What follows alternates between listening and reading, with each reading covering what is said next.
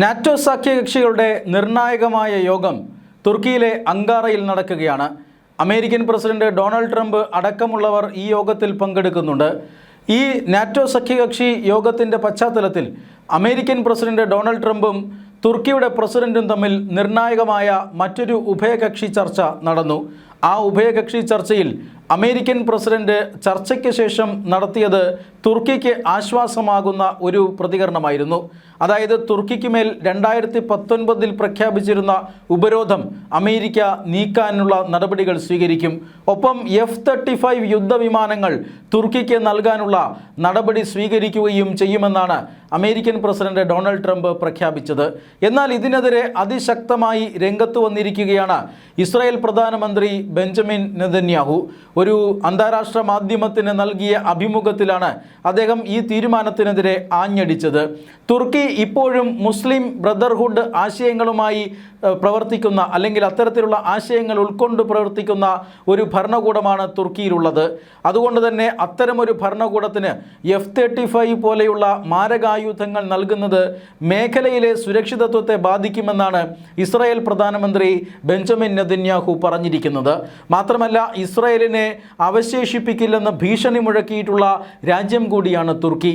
ആ തുർക്കിക്ക് അമേരിക്ക അത്യാധുനികമായ യുദ്ധവിമാനങ്ങൾ നൽകുന്നത് ഒരിക്കലും ഇസ്രായേലിന് അംഗീകരിക്കാൻ കഴിയില്ല. അതുകൊണ്ട് തന്നെയാണ് തങ്ങളുടെ പ്രതിഷേധം ബെഞ്ചമിൻ നെതന്യാഹു തുറന്നടിച്ചത്. ഒരു കാരണവശാലും F-35 തുർക്കിക്ക് നൽകാൻ അനുവദിക്കില്ല എന്ന് ഇസ്രായേൽ ഇപ്പോൾ പറയുന്നത്. അമേരിക്കൻ പ്രസിഡന്റ് ഡൊണാൾഡ് ട്രംപ് എന്തായാലും അതിന് പോസിറ്റീവായിട്ടുള്ള ഒരു സൂചനയാണ് നൽകിയിട്ടുള്ളത്. അതായത് തുർക്കിക്ക് അനുകൂലമായ പ്രസ്താവനയാണ് നടത്തിയിട്ടുള്ളത്. പക്ഷേ അമേരിക്കൻ ഭരണകൂടം എന്ത് തീരുമാനമെടുക്കും എന്നറിയില്ല. കാരണം 2019 അമേരിക്ക ഈ പറയുന്ന തുർക്കിക്ക് നേരെ ഉപരോധം ഏർപ്പെടുത്താനുള്ള കാരണമെന്ന് പറയുന്നത് തുർക്കി റഷ്യയിൽ നിന്നും മിസൈൽ പ്രതിരോധ സംവിധാനം വാങ്ങി എന്നതാണ്. അന്ന് അമേരിക്കൻ പ്രസിഡന്റ് ഡൊണാൾഡ് ട്രംപ് തന്നെയായിരുന്നു. 2019 തുർക്കി റഷ്യയിൽ നിന്നും S-400 മിസൈൽ സംവിധാനം വാങ്ങാൻ തീരുമാനിച്ചതും വാങ്ങിയതും. അതുകൊണ്ട് തന്നെ അമേരിക്ക തുർക്കിയോട് ഇടയുകയായിരുന്നു. തുർക്കി ഒരു നാറ്റോ സഖ്യകക്ഷിയാണ്. ഒരു നാറ്റോ സഖ്യകക്ഷിക്ക് എങ്ങനെയാണ് റഷ്യയുമായി ആയുധ ഇടപാട് നടത്താൻ കഴിയുക എന്ന് അമേരിക്ക ചോദിച്ചു. അമേരിക്കയുടെ ഉപരോധത്തെ ഭയന്ന് ഈ S-400 സംവിധാനം, കോടികൾ കൊടുത്തു വാങ്ങിയ S-400 സംവിധാനം തുർക്കി മൂലയിലേക്ക് ഒതുക്കി വച്ചു. തുർക്കി S-400 തങ്ങളുടെ സൈന്യത്തിൻ്റെ ഭാഗമാക്കാൻ അനുവദിക്കില്ല, അല്ലെങ്കിൽ സൈന്യത്തിൻ്റെ ഭാഗമാക്കേണ്ടതില്ല എന്ന് തീരുമാനിക്കുകയായിരുന്നു. പാശ്ചാത്യ രാജ്യങ്ങളുടെ അല്ലെങ്കിൽ നാറ്റോ സഖ്യകക്ഷികളുടെ ഉപരോധം ഭയന്നാണ് അങ്ങനെ ഒരു തീരുമാനമെടുത്തത്. തുർക്കിക്ക് S-400 അല്ലാതെ വേറെയും ചില വ്യോമ പ്രതിരോധ സംവിധാനങ്ങളുണ്ട്. ഇതിനെ എല്ലാം ചേർത്ത് സ്റ്റീൽ ഡോം എന്നാണ് അറിയപ്പെട്ടിരുന്നത്. ആ സ്റ്റീൽ ഡോമിൽ S-400 കൂടി ചേർക്കാനായിരുന്നു തുർക്കി സൈന്യത്തിൻ്റെ പദ്ധതി. പക്ഷേ ആ പദ്ധതിയാണ് അമേരിക്ക പൊളിച്ചടുക്കിയത്. തുടർന്ന് S-400 ഉപയോഗിക്കാൻ തുർക്കിക്ക് കഴിയാതെ വന്നു.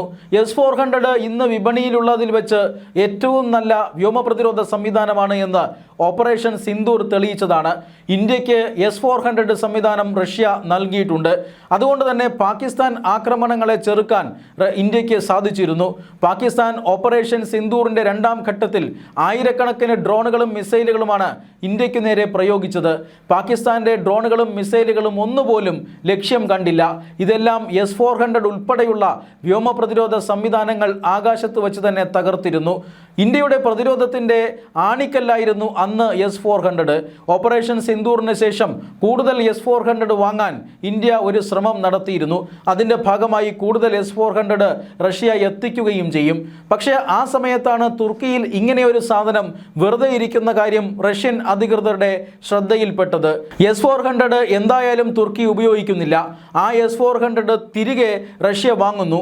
നേരിട്ട് ഇന്ത്യ തുർക്കിയിൽ നിന്നും ആ സംവിധാനത്തെ ഇന്ത്യയിലേക്ക് കൊണ്ടുവരുന്നു. ഇങ്ങനെ ഒരു പദ്ധതി ഇതിനിടയിൽ തയ്യാറാക്കി. പക്ഷേ ഈ S-400 സംവിധാനം ഇന്ത്യക്ക് ഉപകാരപ്പെടുമെന്ന് അറിഞ്ഞുകൊണ്ട് തന്നെ തുർക്കി അത് തടയുകയായിരുന്നു. S-400 ഇവിടെ ഇരുന്ന് തുരുമ്പെടുത്താലും കുഴപ്പമില്ല, അത് ഇന്ത്യക്ക് നൽകില്ല എന്ന തീരുമാനമാണ് അന്ന് തുർക്കി എടുത്തത്. കാരണം തുർക്കി പാകിസ്ഥാൻ അനുകൂലമായി നിൽക്കുന്ന രാജ്യമാണ്. ഓപ്പറേഷൻ സിന്ദൂർ സമയത്ത് നമ്മളത് കണ്ടതാണ്. ഓപ്പറേഷൻ സിന്ദൂറിൽ പാകിസ്ഥാനെ അനുകൂലിച്ച ചുരുക്കം ചില രാജ്യങ്ങളാണ് തുർക്കി ഉൾപ്പെടെയുള്ള രാജ്യങ്ങൾ. തുർക്കി ഇന്ത്യക്കെതിരായിട്ടുള്ള ആക്രമണം കടുപ്പിക്കാനായി ഡ്രോണുകളും മറ്റായുധങ്ങളുമെല്ലാം പാകിസ്ഥാൻ സൈന്യത്തിന് നൽകിയിരുന്നു. തുർക്കിയുടെ ഡ്രോണുകൾ ഉപയോഗിച്ചാണ് പാകിസ്ഥാൻ ഇന്ത്യക്ക് നേരെ അന്ന് ആക്രമണം നടത്തിയത്. അതുകൊണ്ട് തന്നെ ഇന്ത്യയും തുർക്കിയും തമ്മിൽ അതിനുശേഷം നയതന്ത്ര ബന്ധം വഷളാവുകയും ചെയ്തു. ആ സാഹചര്യത്തിലാണ് S-400 ഇവിടെ കിടന്ന് തുരുമ്പെടുത്താലും ഇന്ത്യക്ക് നൽകില്ല എന്ന ഒരു തീരുമാനം അന്ന് തുർക്കി എടുത്തത്. എന്തായാലും S-400 വാങ്ങുക എന്ന മണ്ടൻ തീരുമാനമാണ് നാറ്റോ സഖ്യകക്ഷിയിൽ തുർക്കിയെ ഒറ്റപ്പെടുത്തിയത്.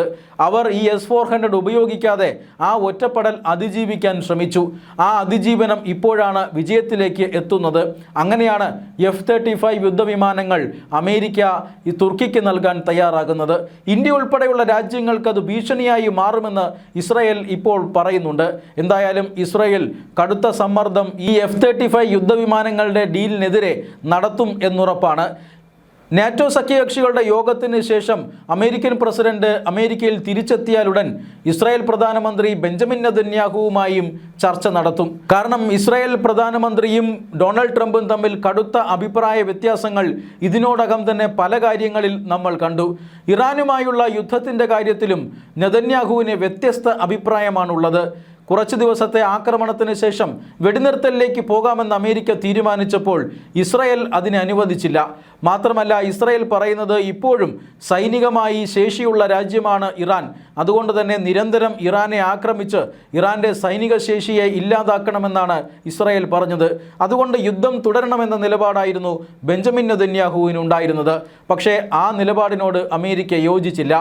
സമാധാന ഉടമ്പടി വന്നപ്പോൾ ഇസ്രായേൽ മുന്നോട്ട് വെച്ച ഒരു ഉടമ്പടി എന്നത് ഒരു കാരണവശാലും ഉടമ്പടിയിൽ ഒപ്പുവയ്ക്കണമെങ്കിൽ ലെബനോണിൽ ഇസ്രായേൽ ആക്രമണം നടത്താൻ പാടില്ല എന്നായിരുന്നു. അമേരിക്ക അന്ന് ഇറാനിന് ഉറപ്പ് കൊടുത്തു.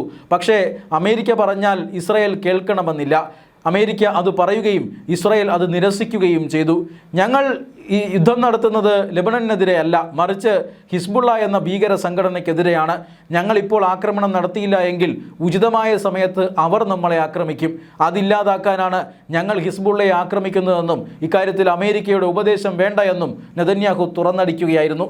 ഇത്തരത്തിലുള്ള അഭിപ്രായ വ്യത്യാസങ്ങൾ പറഞ്ഞു പരിഹരിക്കാനാണ് വീണ്ടും ഒരിക്കൽ കൂടി നെതന്യാഹു ഡൊണാൾഡ് ട്രംപ് മീറ്റിംഗ് നടക്കുന്നത്. നേരത്തെ ഈ 2026 ഫെബ്രുവരിയിൽ ഒരു കൂടിക്കാഴ്ച നെതന്യാഹുവും അമേരിക്കൻ പ്രസിഡന്റും തമ്മിൽ നടന്നിരുന്നു.